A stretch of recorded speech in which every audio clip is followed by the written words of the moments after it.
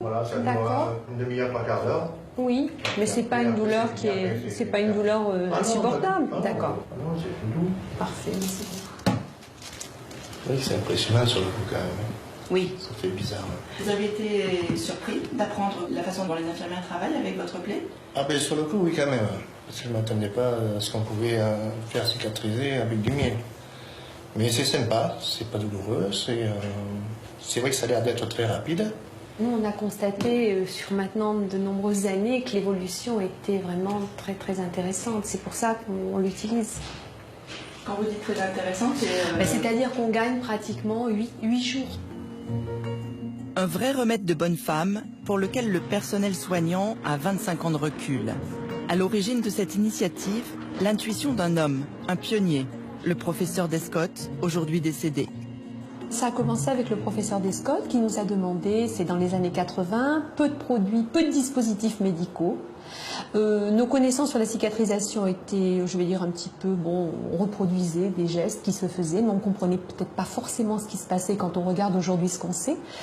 Donc il nous a lancé sur cette piste avec le miel et il nous a dit allez, on part sur une recherche. Et voilà, un noyau dans l'équipe s'est vraiment motivé et passionné pour ce travail parce qu'il y avait le miel, parce qu'il y avait la cicatrisation et c'est parti comme ça. Il a en tout cas été miraculeux pour l'alpiniste Antoine Bonfils. S'il peut aujourd'hui marcher, c'est qu'il a instinctivement compris ce que ce produit pouvait lui apporter. Rescapé d'une ascension de l'Everest en 2008, amputé de ses 5 orteils, il a utilisé du miel de thym pour cicatriser sa plaie sous les conseils de ce professeur Descottes.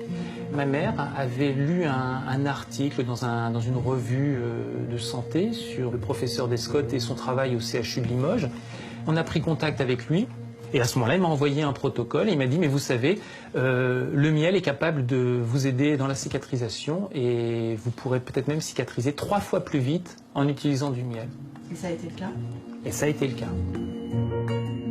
1 an de cicatrisation lui avait prédit les médecins qui l'ont amputé, avec tous les risques d'infection que cela comporte. Là, en l'espace d'1 mois et demi, on a pratiquement refermé la plaie. Cicatrisation spectaculaire, mais aussi suppression des antidouleurs comme la morphine. Du jour au lendemain, on a arrêté la morphine. L'infirmière n'avait jamais vu ça de sa vie. 40 ou 35 ans de métier, elle n'avait jamais vu ça de sa vie. Alors elle ne savait même pas quoi faire. Parce que le miel avait travaillé à sa place. C'était miraculeux. On a commandé un pot d'1 kilo de miel de thym. C'est très drôle parce que je m'attendais à voir un pot arriver, un pot stérile avec, je sais pas moi, avec un opercule, quelque chose qu'il faudrait ouvrir et tout. Et pas du tout, c'était un pot de miel de cuisine fait par un apiculteur, du miel bio.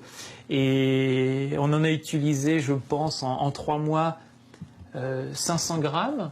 Et donc les 500 grammes qui nous a restés, on les a finis sur des tartines et dans le thé. Voilà.